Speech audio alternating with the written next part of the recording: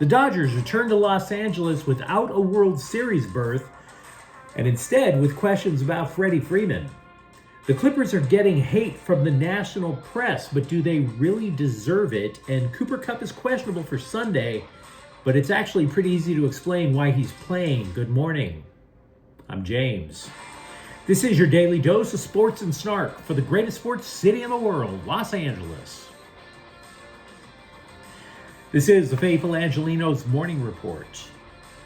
It's October 19th, 2024. Guys, patience is a virtue. I too would like to be popping my collar over a World Series berth. We'll just have to wait another day. And besides that, we still got plenty to talk about. So if you like being in the know about LA sports, clickety-clack the like button. Clickety-clack the subscribe button.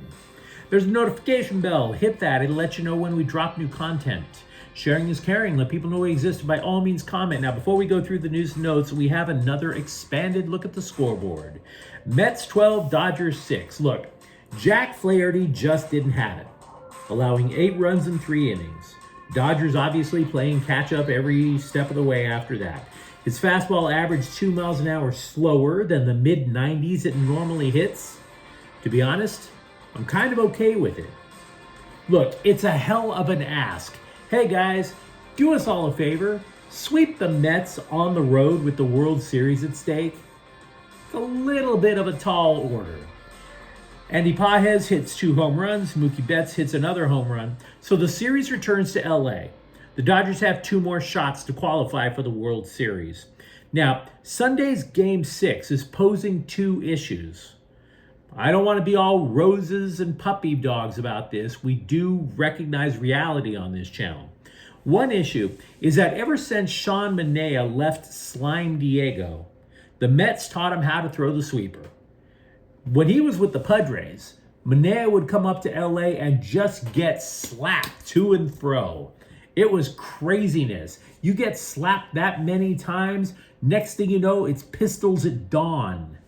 But Manaea just kept taking that slap fight every single time he would go to Dodger Stadium. But with the Mets, and with adding the sweeper pitch, he's been competent. He's 2-0 against the Dodgers this year. The ERA is 3.60. Again, competent. But even worse comes the case of Freddie Freeman. He might not go Game 6, according to Dave Roberts. Roberts said Freeman's, quote, swing is not right, unquote, due to an ankle injury that has been bugging Freeman ever since the end of the regular season. The former MVP is just 1 for his last 15. So we'll have to see how that plays out. Meanwhile, today, I kind of like this schedule. USC is at Maryland at 1. The upshot, both teams are mid, 3-3. But I want to give you just this random take because I'm still a little bothered that the LA Times suggested USC might consider benching Miller Moss. And because the Times suggested it, brought up the topic 2 days ago, the LA Daily News obviously had to chase what the Times wrote 2 days prior. This is how an echo chamber starts to build. If the Trojans were losing because of Miller Moss, I get it. But Miller Moss did not miss an overtime field goal last week. Miller Moss did not miss tackles in Michigan. Miller Moss didn't drop passes like 4 sophomore wide receivers, and so on and so forth. Now, Moss is not Caleb Williams, but replacing Miller Moss is not exactly a season-saving panacea either.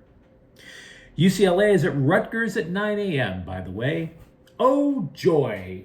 Sunrise in New Jersey. Why couldn't I book a flight for that? You know, the Bruins right now are on the team bus looking at each other, wondering who farted. But don't blame your teammates, guys.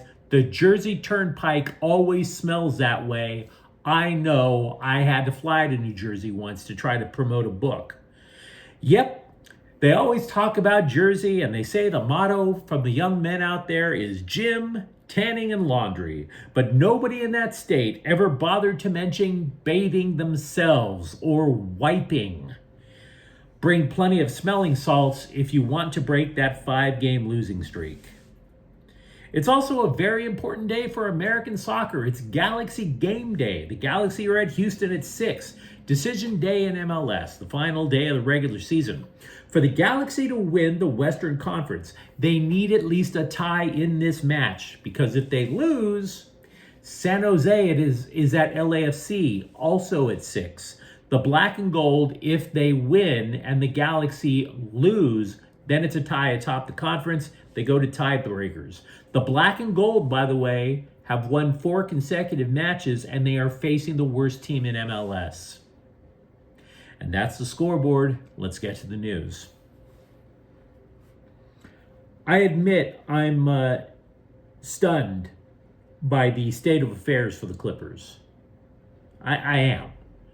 But what I am also stunned by, although I shouldn't be, is the amount of Clipper hate by the national press. The fickleness of people from an industry that I used to be a part of. It seemed really risky to re-up Kawhi Leonard last season. But from a distance, that decision, and for that matter, most of the decisions that the Clippers have made in the last 6 years, you could at least explain it. And that's one thing that I desperately want from my teams.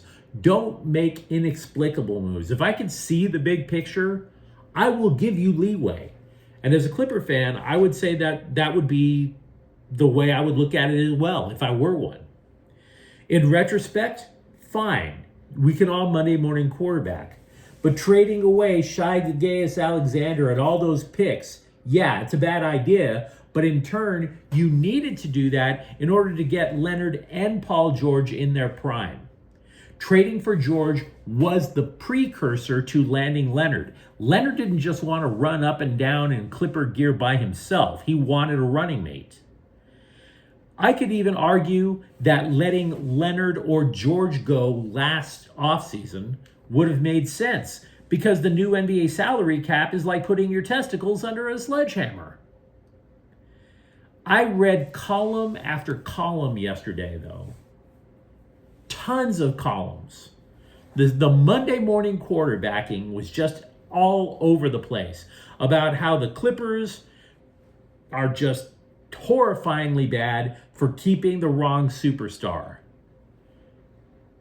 Maybe it's me, but when I hear that much groupthink, when I read that much groupthink, I ask myself, is all of this hate accurate? It is.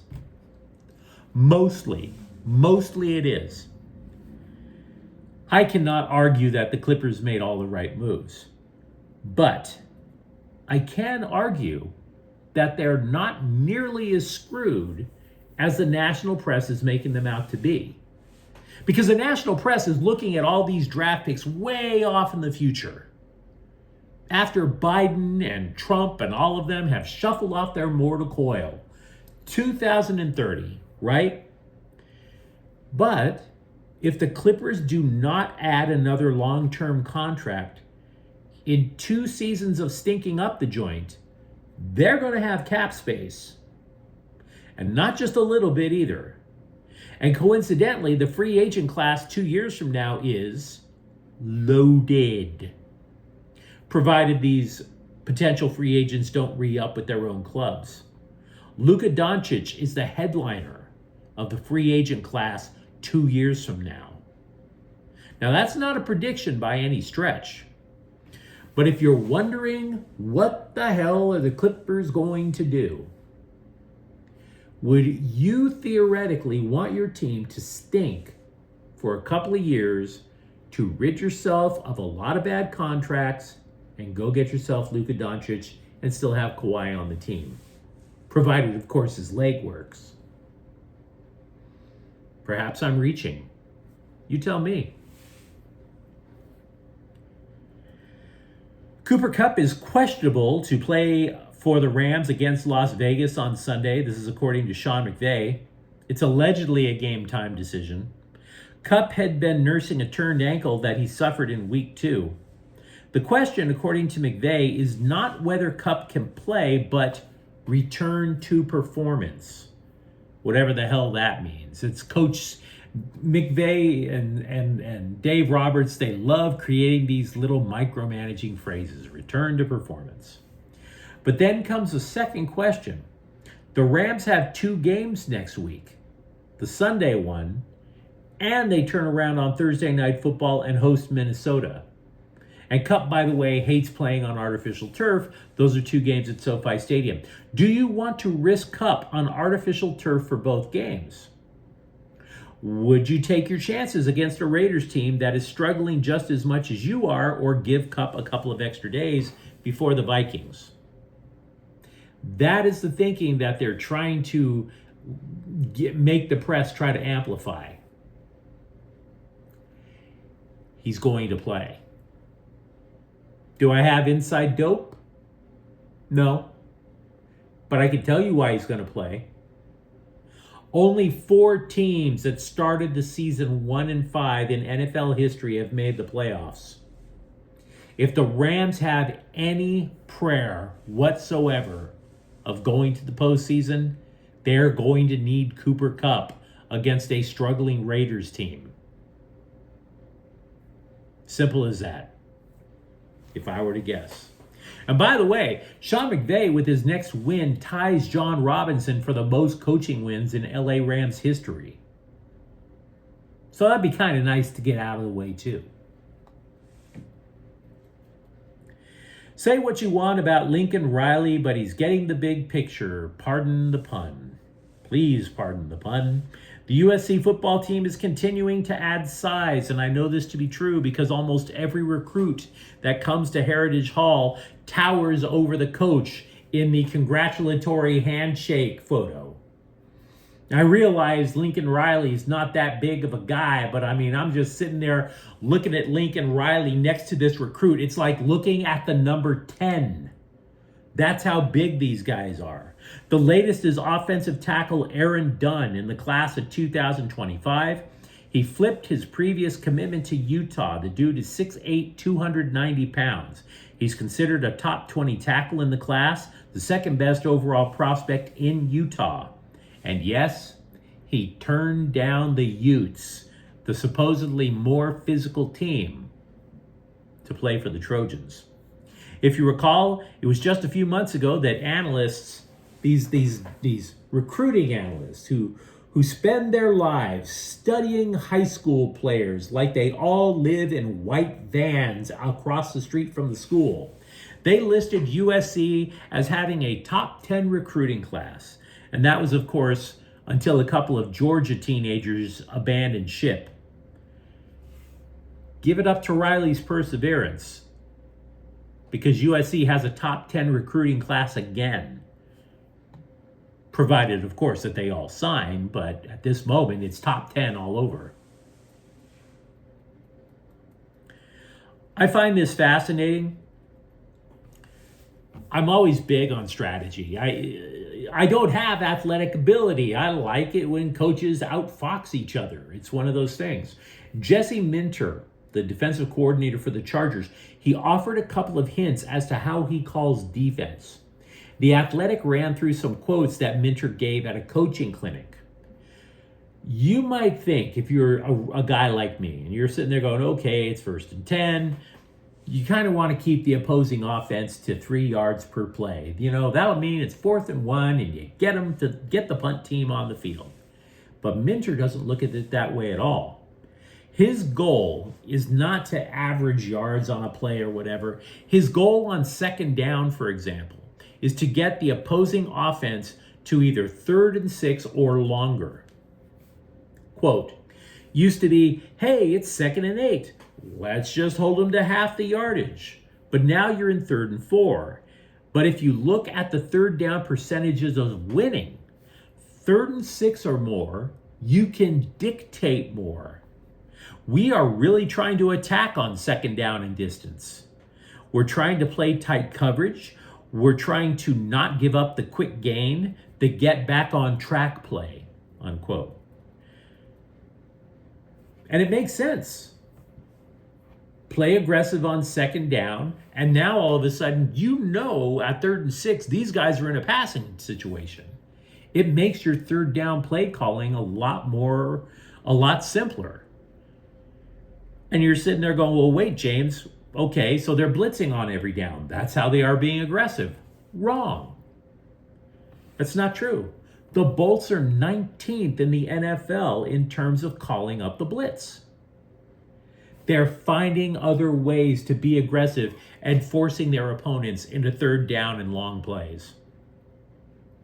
And I find the whole concept of the new look Chargers defense fascinating. But you let me know what you think in the comments thread. Are you losing confidence in the Dodgers now that they are coming home and Freddie Freeman might not play Sunday? Do you think the Clippers have deserved the hate that they're getting nationwide? And if you enjoyed the content, don't forget to subscribe to Faithful Angelenos. We're talking LA sports every single day here. Thank you for watching. I'm James. We'll be back tomorrow. Faithful Angelenos is a Kian Cortell Queso production. Take care.